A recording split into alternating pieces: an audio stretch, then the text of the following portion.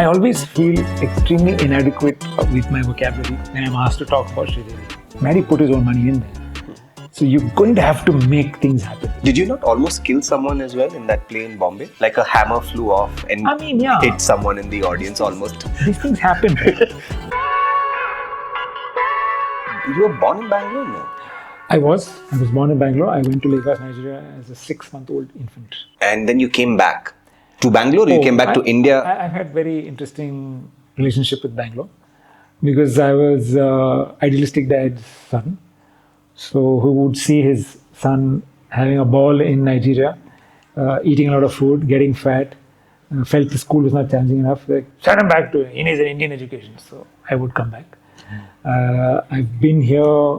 I went to class 4. I went to Air Force School, Hebbal. Oh, okay. Which I didn't mind till history, civics, and geography became Hindi papers as well. Oh. Some fantastic plan someone had back in the day. Mera naam Rajeev hai, hoon, he. That's my level of Hindi. That was torture, on any level. So I had to leave. And I joined Bishop Cottons. Oh. I was in Bishop's, bit of 5th because my mom starts missing me in Lagos. Oh, my son. Okay. I fly back. 5th, 6th, 7th, 8th, 9th, I was there. 9th again, we come down for a holiday. That's it. Yeah. It's 1 year before boards. Let him stay there and get an Indian education. So 9th, I went to Sindhi High School in Bangalore. Again, Racecourse Road. Oh. Then midway through 9th, Dad said, hey, you know what? I got a good job. It'll be nice here. Why don't you guys come back? Midway through 9th, went back to Lagos. Midway through 9th? Went back to Lagos. So I was there, finished 10th, and came back. And when you were here, when your parents were there, who were you staying with and where? My grandparents. Where? My grandparents had a home in Gandhinagar. Whoa, the seat of sandalwood. The seat of sandalwood. My granddad was a Kannada film distributor. What I say? Yeah, That's mad. So I've seen, I don't know, maybe I'll say the names. I know, it's not childhood imagination. I know who all I've seen in his office. I'm convinced I've seen Chiranjeevi. Amabarish many times because he used to, he had a kind of a, he was a, I don't know what to call it, but I think one of his partners was a producer of Ambarish's films. So Srikanth and Srikanth combines. Okay. So he used to distribute a lot of those films. So I think he was an exclusive distributor of them or was some arrangement to distribute. So Amabarish would be at home a lot. Huh.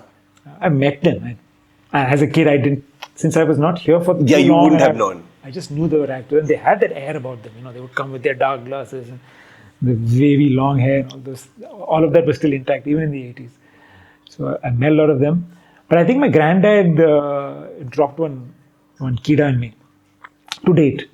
And having watched him like on a movie release, Friday was a movie release, he'd be on the phone non-stop, the old rotary phone, just sitting and waiting. Call comes. Write some number, put it down. Then waiting. He's basically writing collections across theatres. So the night when he goes for dinner, I'll go and look at that. It's just a series of numbers. I know I was looking at rupees. Then I asked him one day, he said, this is the box office collection. And he told me how it works, how a distributor has to hire the theatre. So he told me the whole mechanics of it. I just got hooked on the whole economics of it. To date, I go and check box office sites, Hollywood and Bollywood. I read up on which territories are making money. I look at the gross receipts, the net receipts. It's my thing. I still have to do it. Every week, I can spend about an hour or 2 hours on the weekend, just reading up and looking at trends, looking at predictions. Wow. You worked in a bank? I started my career in a bank. As what? As a financial control advisor. What? Yeah. It was a complicated job. Even more complicated for a guy who had nearly failed all his accounts papers over his 3 years in degree. My roll number was 35. My dear friend, who's still a dear friend today, his roll number was 34. He was amazing in those 3 papers. I shall say no more. And then I tried to get into advertising, but I couldn't get into advertising. Advertising was going through a bit of a hard, turbulent time. It was the second recession, or the first recession. The 2000s would have been the dot-com bubble burst. Yeah, this was the first recession. So nobody was taking on trainees as well. So my dad gave me an ultimatum. He said, look, I'm giving you 6 months. Land a job or I'm going to have to do an MBA. I found my weasel way around for 7-8 months. I couldn't get a job for 7-8 months. Not because I was bad. I made some of my greatest relationships in advertising in that period. Creative directors who would spend time with me, and I was quietly building up a book of work. But why were they spending time with you? Who were you? I was just this really interested, starry-eyed kid who was genuinely in love with advertising. That you can't take away. I am genuinely in love with advertising since I was a child. I used to live in Lagos, Nigeria. I used to get these tapes recorded from BBC in the UK. All the British comedies were my favorites, so that's all you would watch. But in between, since recorded from television, there's tons of these commercials, and I was mesmerized. Music, that Brit humor. I was just like, what is this? What is this form? What is this? What am I watching? It's not a cartoon. It's not a movie. What is it? I remember very early on, I was quite. So you, just out of Christ College, you were just meeting these random creative directors? No, in Christ College, I was in the Mad Ads team. Yes, I know. And I was also in the BBM. You were the legendary Mad Ads team. I always enjoyed those advertising and branding games. And a lot of the judges I would spend time talking to after the events. A couple of them said, come meet us, so on. So that's how I realized I had access to at least enter agencies.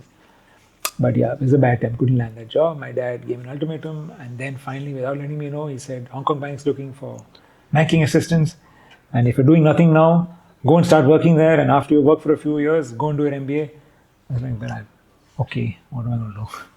I ended up being there for 2 years. I ended up getting good at my job. In banking? In banking. Yeah, but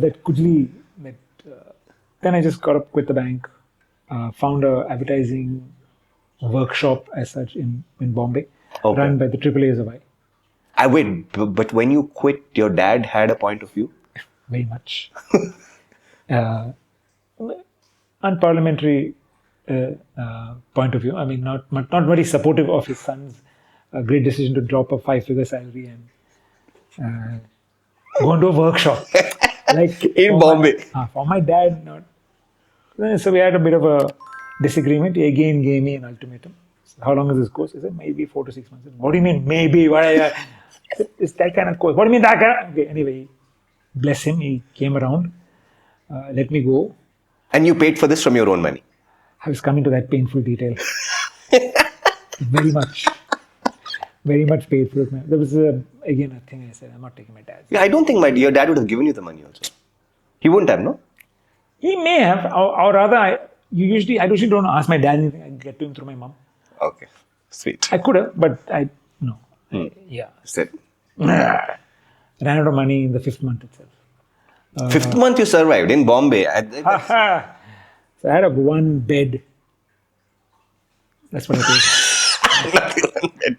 Under a flyover somewhere. One bed. I had a room was built, like I think they put the bed there and built the room around it. There's no place for anything else. Everything was on bed, eating on bed, reading on bed, writing on bed, everything.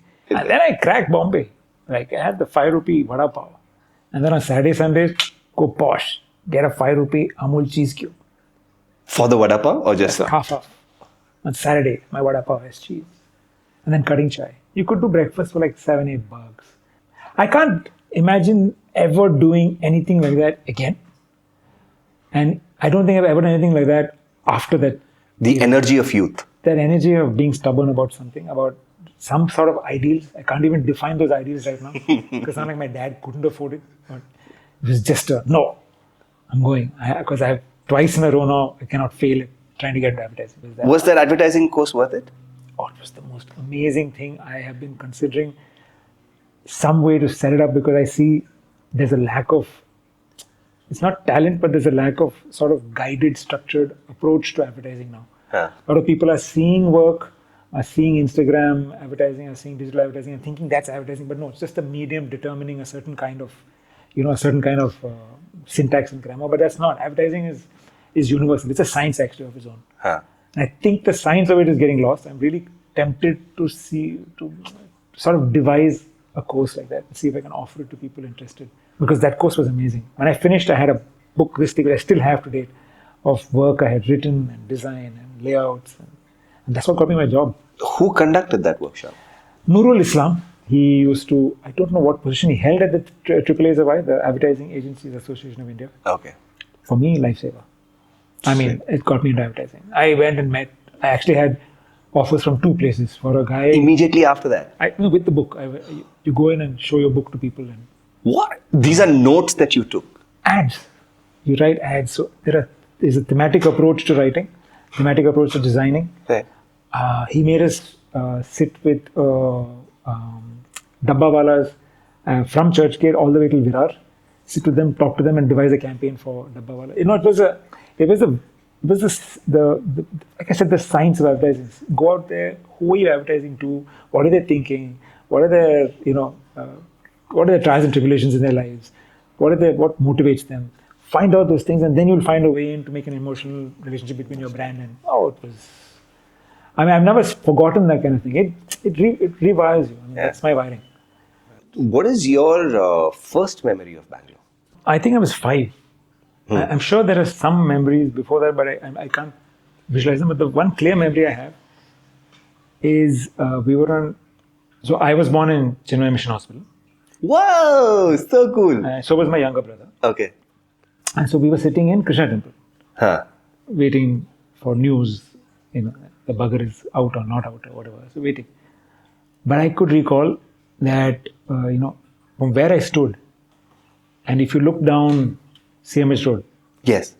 there's no sight of anything like concrete. It was just Open. green. I don't know if it was open, but It was just green. to the eye, it's just green. You could see right down to Lakshmipura, because there was no metro, nothing. nothing. Yeah. It was just green, and I have that image like etched in my head because I've never seen that again in Bangalore. Wow. I haven't seen that. I mean, And Indiranagar was just one house on one 50-100 plot, and the next house is a good 100 feet away. It was just like that. All of Indiranagar was like that. I don't know when it broke into so many smaller plots or anything, but my idea of Indiranagar was you should come that way. Is this big, green, empty, open place, and suddenly who found this hospital? And there's a temple here, and the temple was so serene because there was nothing. There's absolutely nothing. In front of the temple itself, there was nothing. Like right now, there's I think the government's taken over, so there's some government office over there. Okay. But just vast openness. That's a memory I have. I have a lot of small memories that way, which tend to are about the weather, are about Cubbon Park, are about mist. mist. Oh, yeah. Oh man, just right from PUC. When I went to Baldwin's for PUC 11th and 1 and 2, PUC 1 and 2. It was insane. The amount of warm clothes I had to wear around this time of the year. Pushing October, November, you couldn't go out without. I used to freeze. I'm not used to it coming from Nigeria and just, into this weather. So you set up base where when you came back here with parents? Bangalore. Where in Bangalore? Indiranagar. Oh, so that's where you. That part of town has been home for the longest time. Okay. Indiranagar, Bhimanagar. Then my dad built a house near the old airport. How did Christ College then happen to you? Christ College happened. Good question. How did Christ College happen? Back in the day, it was just one What of were those, your options? Joseph's? Christ? I don't know if I even tried anywhere else. HKES? Really? Sheshadripuram College? No. None of these were on the cards. I don't know why Christ attracted me. I think Was it the course? was BBM. BBM was presented very impressively, almost as a stepping stone to MBA, which is what my dad fell for. Which is basically BBM is truncated BCom at about 3 times the cost. It's a t-shirt line. No, that's BBM. Of course, college being college, great friends. I had my wife. I met her in college. Yeah. So, So she was doing what? Upper now? Was she doing what? BBM. She was also BBM. We were classmates. You were classmates. Oh. So your romance blossomed from college? In spite of college or because of college? Arguably, our romance blossomed when we were 3 years old because my mum and her mum went to Mounts together. Obviously, she's been smitten by me since then. You're right, yeah. She had an opportunity. Those were the exact same words she told me. Yeah, and she had an opportunity in college to, To solidify that. work on those feelings. Those feelings, yeah. Were you able to flirt in college with the gaze, the CCTV gaze of all the principals and the fathers and all of that? I figured very soon that fathers will leave you alone if you bring fame and glory to Christ. Is that right? So I had a philosophy of whenever we win a contest, I would have a running chart of how many gold medals, bronze medals, silver medals, which college, and I would keep updating it. So every time we'd win and come back, I'd show it to my HOD, like just want to let you know. And then I'd leave. I survived with, I can't say those figures because they're really like, it's illegal, but abysmally low, what is it called? Percentages. Attendance percentage. Oh, attendance. I was a very okay student. I mean, So what were you therefore allowed to do, get away with? get out of college. Why? Practicing. And then even if I was making it up, there would be results the next week. And we may, when the class college, Maharashtra team went everywhere. Yeah. The BBM team went everywhere. It became pretty decent income. Yeah, you would. Yeah. There was, and Yeah. some of these colleges had some pretty good Mount prize money. Carmel's. Mount Carmel's, NLS, St. Yeah. John's, These are the- IISc, they had some really good money. Way back in the day, I remember getting a 2,000 rupee in cash from Mount. I was like, what? I'm taking part in everything now. In fact, this was a time when we had just like moved away from dad. So my mom and me, and we were struggling with finances a bit. Pondicherry University, I went to IIT Bombay to participate in Mood Indigo. And this was during Christmas. I won 2 events, a jam and Mr. Moodai. And I came back home with 6,000 rupees. Wow. And my mom This is which year? This is 2000. That is serious money.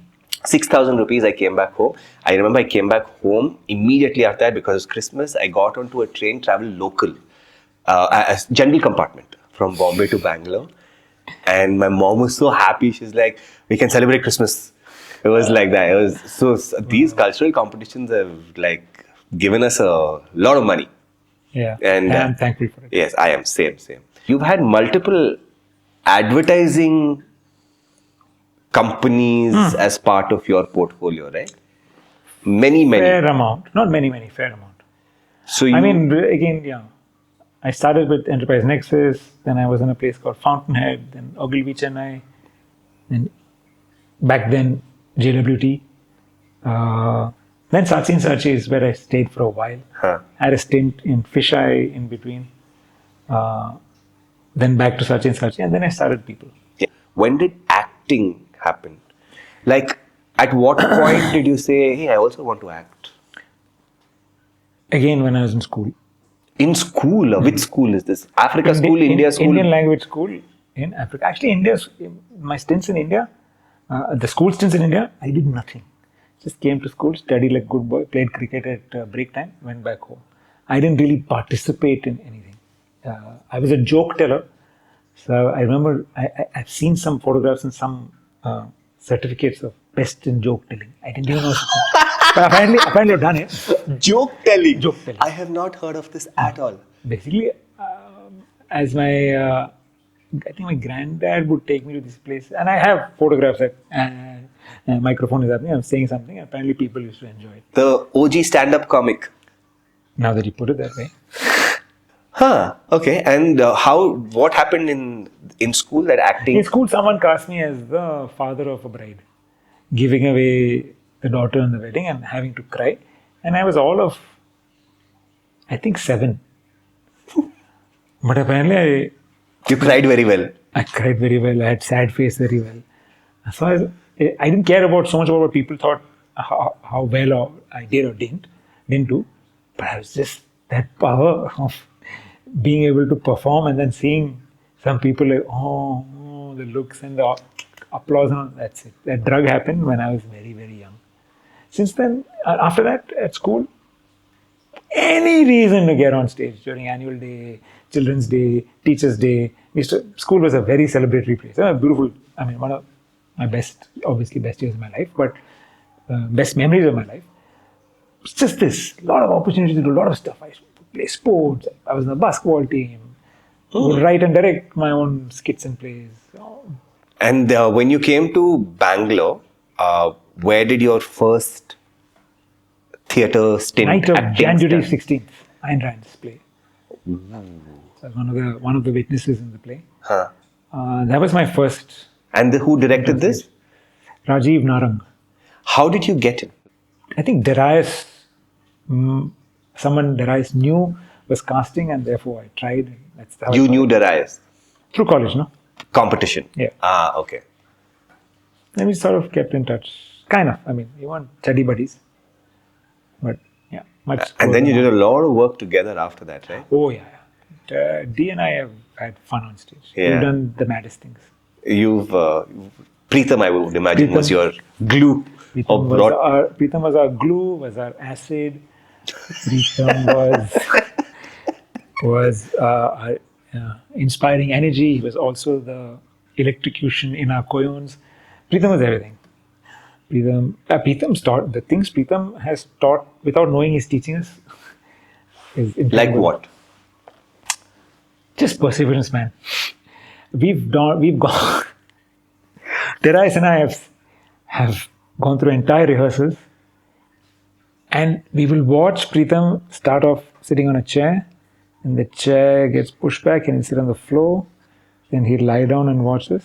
Then he'll turn around, and we'll finish the play, and he'd have turned the other way, showing us his butt, and he's sleeping. And that's kind of his note to us that this is not working. Pacing is off. We've actually gone to him like, do we wake him or what do we do? Then we'll wake him and say, huh? Finished. Okay. Da. He'll just take his helmet, put it on his bike and go. And me and Ray like, what do we fix? And then we'll try and fix it. Then By yourselves. we'll have to. Then we'll convince him. And then he'll come and start doing things to it. He has a musical ear. Yeah, I know. So this I have learnt from him about just the Listens. meter of things. So he very often, this is how he He's watches. just listening to it. He's just watching us like, this is how he sits in on rehearsals. He's not even looking. Then when he's happy that we've hit the meter is when he starts really getting there and trimming. He's a great editor. He gave me a lot of courage. I think he really gave me sort of a self-belief that, heck, I can do anything on stage or camera. Literally anything. Because we've pulled off some seriously mad things. What's the wildest you've done? Filth. Filth. Filth is an Irvin Welsh book adapted for stage by Harry Gibson. It's one actor on stage, about two, depending on the day, 2 hours or 2 hours, 15 minutes, playing maybe 20 characters, maybe 25 characters. And this, when I say these maybes and in terms of duration, number of characters, it comes down to what can I pull it off? Because I have to self-edit on stage when I get too tired. It used to get. I'm not a trained actor. I'm really an enthusiast who's gotten to act. You know, I think that's true for. I can't speak about other cities, but I think that's true for most Bangaloreans Quite on possible. stage, right? That Quite possible. you're not a trained actor. You're just really interested in doing the craft. Yeah. And therefore, you'll go, like you went and did the advertising workshop, you'll do workshops with multiple people, Yeah. which is not really a training true. in that sense. Yeah, I mean, you're right about that. So I had to learn bits and pieces of things from different people. So I went for a breathing workshop with Naziruddin Shah, and I've never stopped diaphragmatic breathing since that day. It was decades ago, but it fixed my breathing. I did a shorter version of Adi Shakti's Source of performance energy. Oh man. And all I could do the entire workshop, like, why did I not know this 10 years ago? I could have been so much. I did the workshop this year. Oh, really? The 4-day workshop at Rangashankara. 5-day workshop. 5 Oh. day, yeah? Convinced, The one, there were many things that blew my mind, but one of the things that Vinay taught in that workshop was the Navarasas. He says that you look at the Navarasas like a text, but it's not a text. Yeah. The Navarasa, the word itself has the breadth that gives you that emotion. So when you say hasya, you're already hasya. Yeah. And I was like, that is right. Yeah. And all the emotions, the words for them are actually ways to get to that emotion. Yeah. And I just love the idea how you would construct the face, no? Yeah, And yeah. lead, find what you want to lead with. I've been using those techniques for a while now. Right. Because I went through filth, trying to feel what a misogynistic, rapist, corrupt, total black demon asshole of a human being would feel. That was the character. And I went through film trying to be Feel a it. method actor, feeling it. I think I must have gone nuts. Because Aparna used to say I would not switch off at home.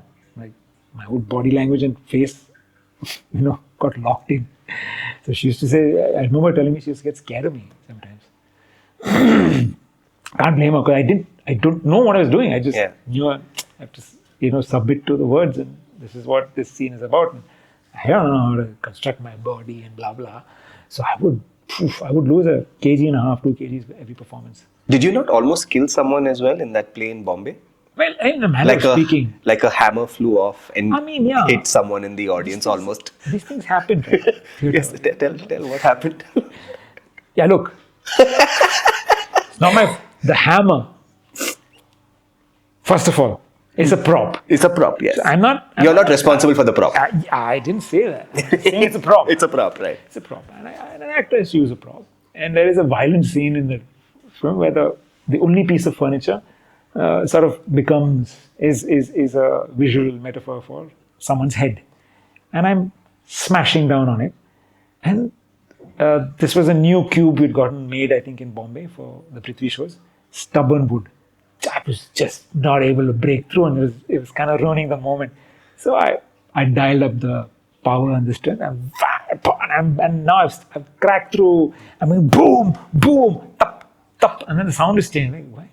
And then look at the hammer, just the handle in my hand, and then we just hear, and I've heard this happening in the dark. All this is, theatre time is, right? All this has happened possibly in 2 seconds, but the whole thing is played in my head.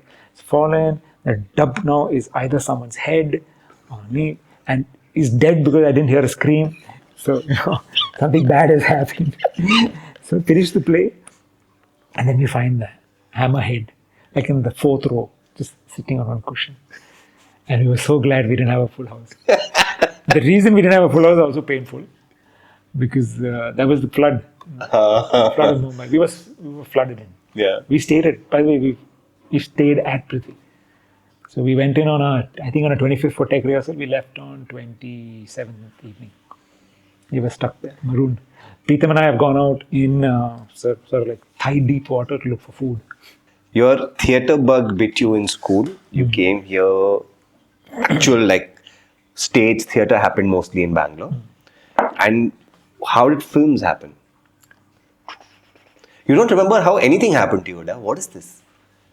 No, films happened through. My very first feature was a film called Freaky Chakra. I was in Freaky Chakra. I was one random friend of, what's his name? Sunil. Sunil Rao. Sunil Rao. He was one of the main characters.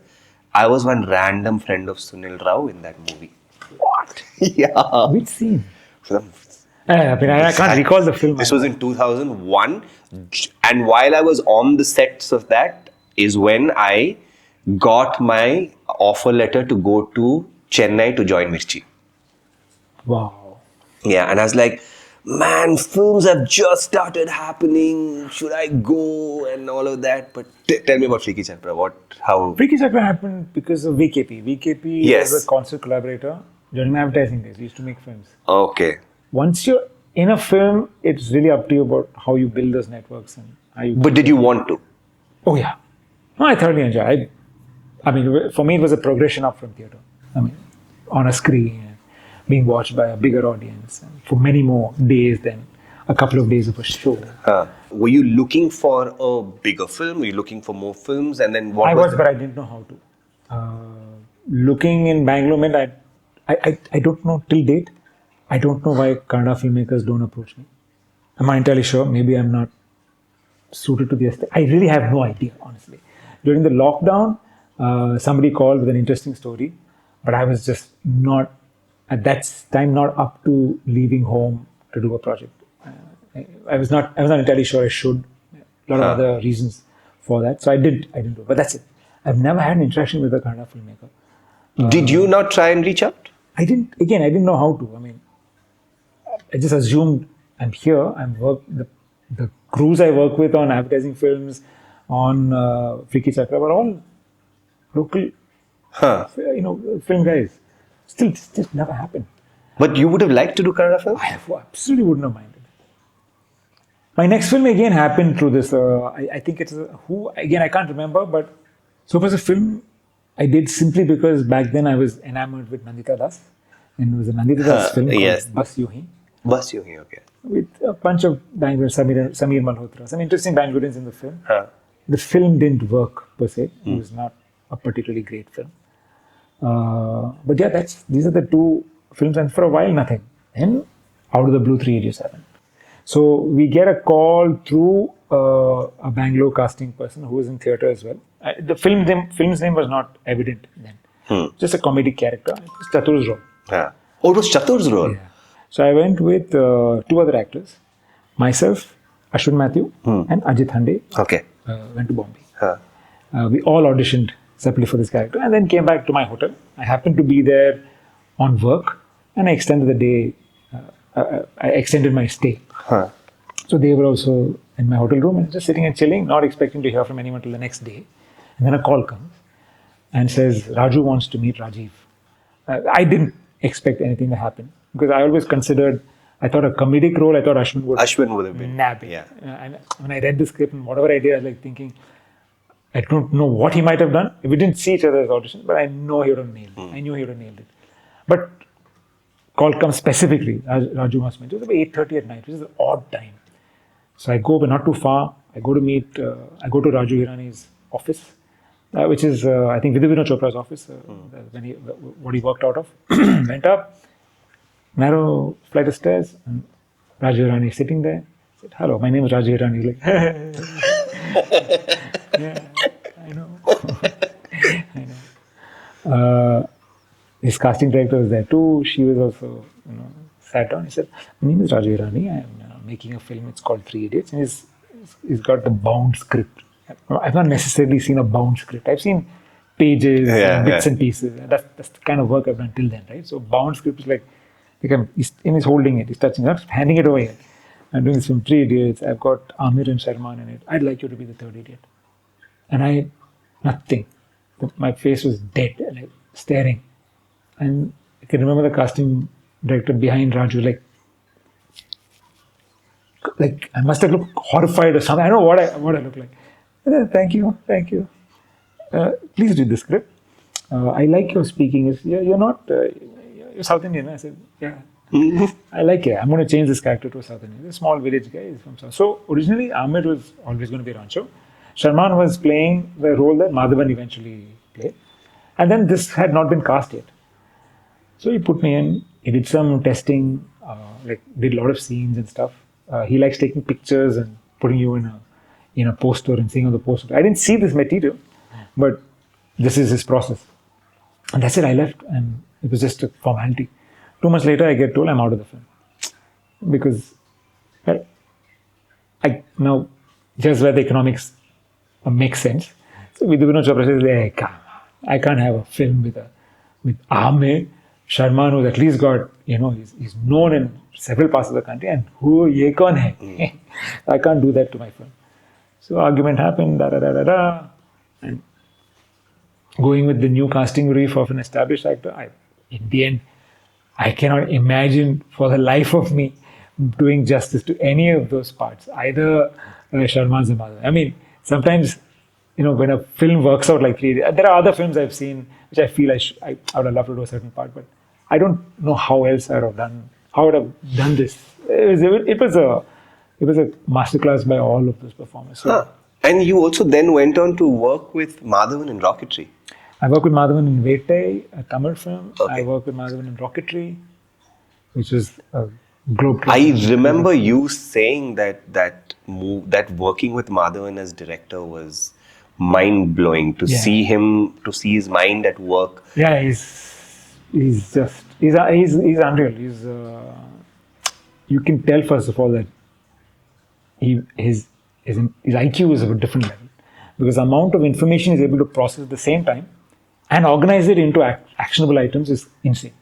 Because he was director, writer, producer, playing the main lead as well, and in his head he's editing the film as he's acting, and he was totally numbing. We saw so many versions of Nambi in him, and we realized we were being directed by Nambi. It was at once harrowing, inspiring, mind blowing, scary, everything. Because But that could have been comfortable, no? all of us used to go back in the evening to the hotel like, oh, Masa, how much granite you carried today?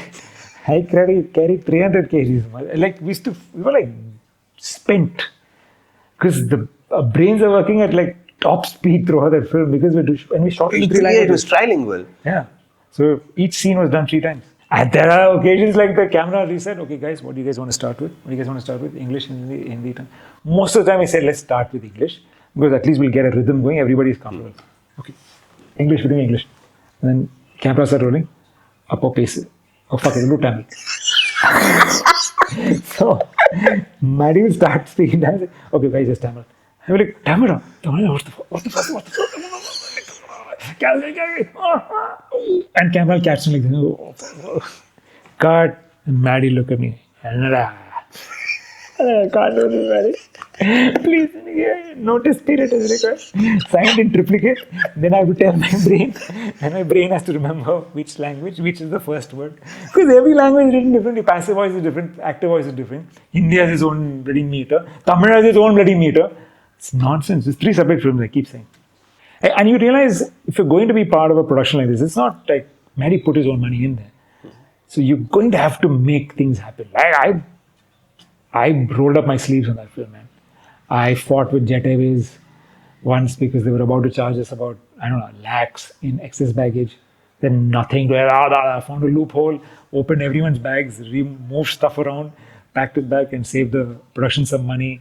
Then paperwork was missing when we were bringing hard disks through customs. Customs guy stopped. I said, sir, you know who we're making this film about? I started one whole long tirade on Naminara and how he was wrong. We have to make this film. You letting us through will help this film get made. Got through. Really, that story needed to get told. I remember feeling ashamed when Maddie first told me about it. He told me about Naminara and I was like, what? I don't even know. I felt so so puny, miserable for not knowing that. I'll tell you my favorite role in all the work that I've seen you. The 2 films. One is very popular, one isn't.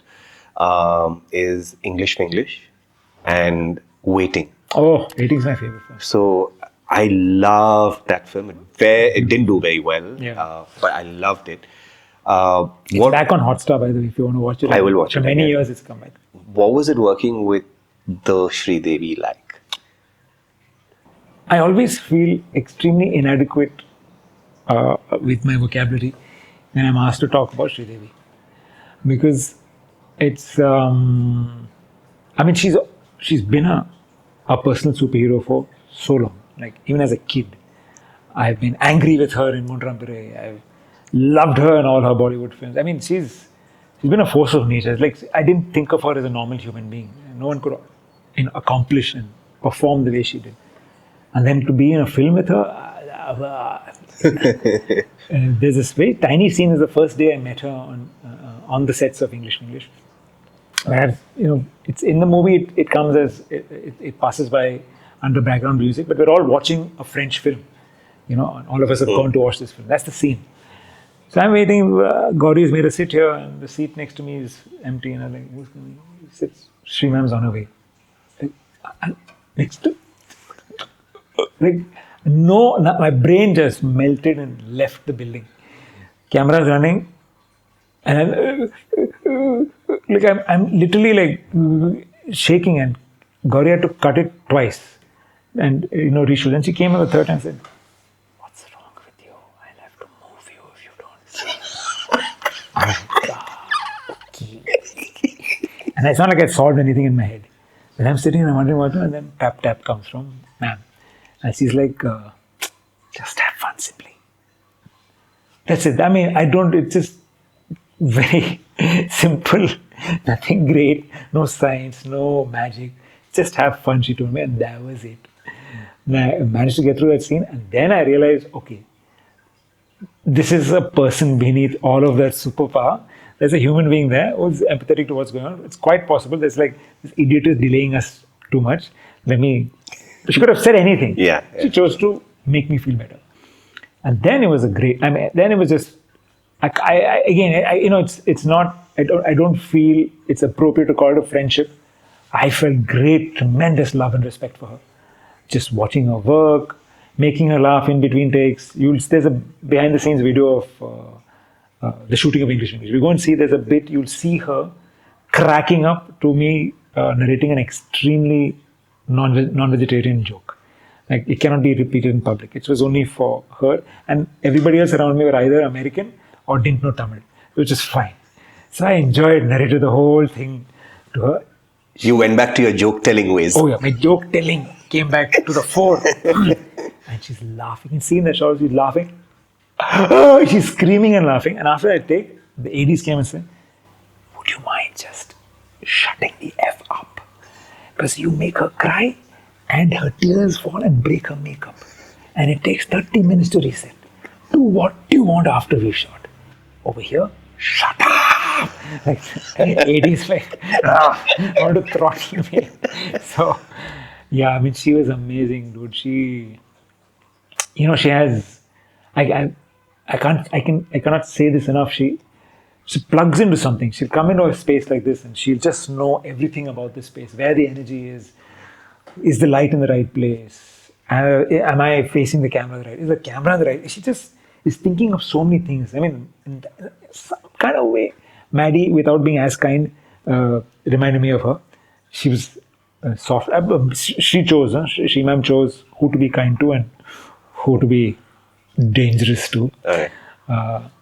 So yeah, it was a tremendous. I think it was 4, 5, 6 weeks, just watching her power through such tough conditions. You know, the climax of English, where she's giving that emotional speech, and she breaks down a few times.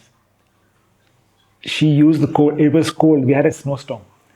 So in the middle of that season, we had a snowstorm for 3 days, and we had to shoot because only 2 days left of shooting, and many people are flying back. So we had to shoot. So people are shoveling snow out of the way, and she's there, and that wind. We have these, you get these little pouches. You squish them in your hand, and there's some chemical reaction that happens, and it keeps you warm. I've got them here, in my underpants, on my butt, behind my neck. Everywhere I've got these pouches, and I'm sitting, and she's standing there in that chiffon sari, completely almost backless. 2, 3 takes, she screams because the wind's piercing her back. Like it's like needles. But she used that. You can hear it in her breathing. You can hear it in her sniffing. That's cold that she convert. I think pretty much what you might learn in an Adi Shakti. Use the elements, use everything around you to convince somebody. You don't have to feel emotional when giving that speech. I need to see you and feel emotional about it. Yeah, I miss her terribly. It's uncanny what happened. It's I don't know. It's almost filmy. It's ridiculous. It's just, I don't know if there's any right way for anyone to go, but this was not what anyone could have foretold for Sridevi. No way. I don't know. It was an aberration. Some circuitry in the universe went off. There's no other explanation for it.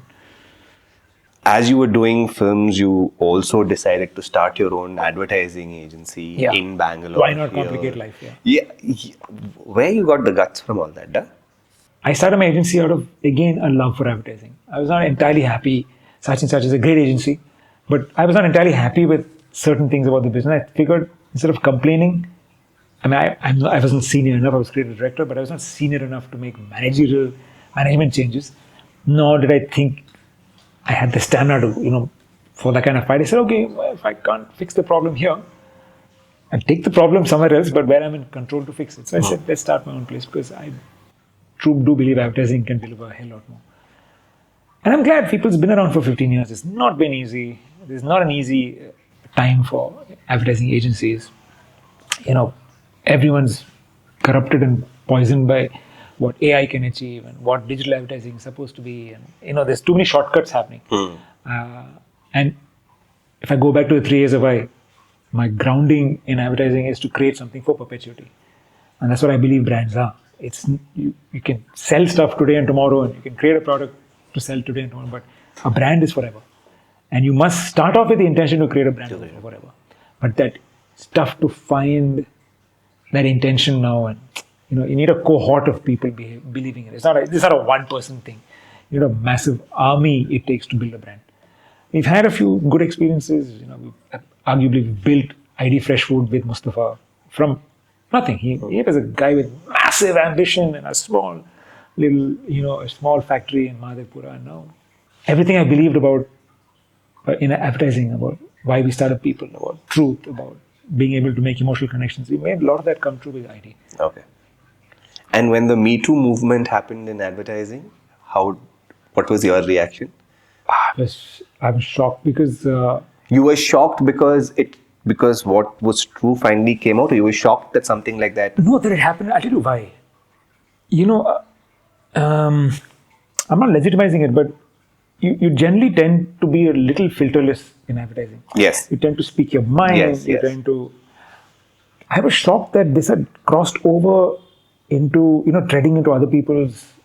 That boundary had been crossed. Yeah, this environment of freedom had been misused by some people, and I was also worried about, can this be misconstrued? Do I need to control the way I speak filth? I speak, I don't think there's any other way, because for me, my process of creating, and which I encourage people, is to vomit, to get out the ugliest things, the most beautiful things. It all has to come out into a cauldron, and you choose what you want to work with and move forward. You can't keep anything in your mind. So the environments we build in advertising tend to be like that. It tend to be like, I don't want to be nice to you. I'm not doing you a favor or your brand a favor being nice to you. I have to tell you and call a spade a spade. That's best for you and best for me and best for the brand. That takes trust from the other person. And if someone has used that trust, to make a physical advance, or to, a lot of those were sexual assaults. It was painful. You're part of the fraternity, right? Yeah. You've created these atmospheres. When you go out on offsites, even in the office, when you create these environments where people have to break down, their barriers and their filters. And to think someone did that for an ulterior motive, it felt bad. I was a bit ashamed. I'm not sure. It was a mix of weird feelings. Did you ever feel like you might want to move people out of Bangalore and move it to a place where there's a lot more money, for instance, where people are... I've always dreamed of that, but there's one city for that where we can make can I say shit? You can say shit. A massive shitload more money for the same things that we do today. That would be Bombay.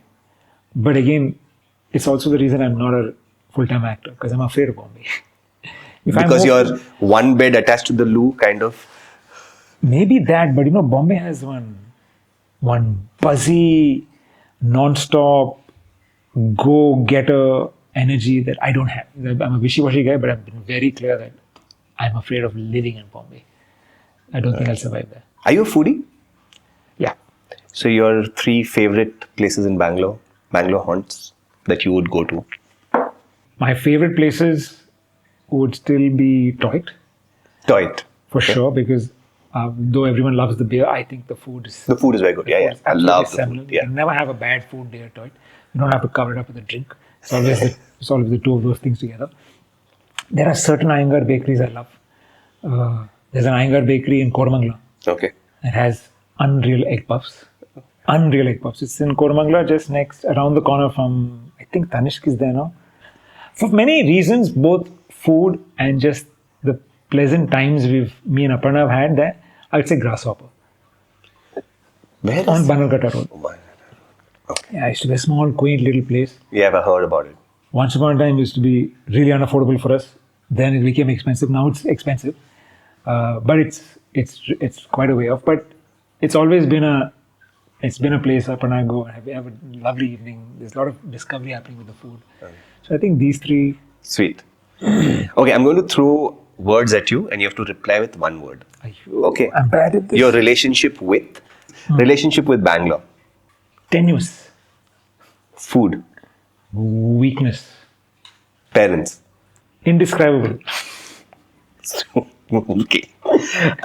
Family. Anchor. Money. Dissatisfaction. Advertising. Love. Death. Courage. Why dissatisfaction with money? About money. About money. I've not been able to calibrate what is enough.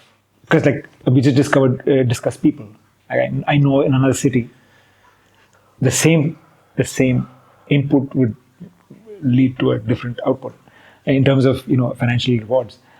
As an actor, I've spent so many years acting, and I don't think I've ever been given my due. So there are these. That's why dissatisfaction. Right. And I think dissatisfaction breeds a certain amount of constant pursuit, which is tiring. But I think I'm able to vocalize these things and therefore detach from them better now than before. We have something called the Bangalore Dabba, where I have items from 1 to 20. You pick one number and I'll give you an item associated, item place thing, and you tell me a story. So pick a number. 7. 7 is Alliance. The Alliance Française. Wow. 1. One story. Dude, Alliance gave me so many amazing memories. I mean, that was the main theatre venue. I broke somebody's, I think, ribs in Alliance. Yes, I know this one. Ravi Prabhakar. Yes, poor Ravi. You kicked. I was in that play as well. Yes. Yeah. So I've done amazing things. Alliance was, I think people, Ram Ganesh Kamtam got a beating from me because I was a cop and I'm supposed to frighten him on stage, and he was not behaving frightened. I didn't see reactions from the people around me. So I gave him one nice tight fadak, and then Sight fear. his performance was something else. But I was amazing. Yeah, I had this reputation. I think, I said, you asked me this, now, have I killed somebody? Nearly killed somebody. Nearly killed somebody. I don't hire an untrained actor. I don't have control. There are no trained actors. I have a weird story about Alliance. Yes, tell. We were backstage of said play called Bent, waiting in the wings, and I don't remember how, but we heard about what was happening in the US. This was 9/11. No, it wasn't. It wasn't Bent. It was another play where Preetham was it was part of a series of plays that was happening at the Alliance. Preetham was the one who was acting in this play. The Undertaker. He was in the center, and the seating was all around. And it starts with, we just heard 9/11, and he starts the play, it starts with death. And I was like... Oh, right. And then, no, a plane flew over. Oh, plane flew. Oh, that I don't remember. Plane flew over backstage. It was just a little uncanny. The brain had not yet fathomed, but we'd heard by then. Yeah, sorry, I can't answer that question in any brief manner. Okay. Has too many wonderful things happen. You've fought cancer recently. My thyroid gland decided to accommodate cancerous tumor for no apparent reason. It is like, I just came and sat there.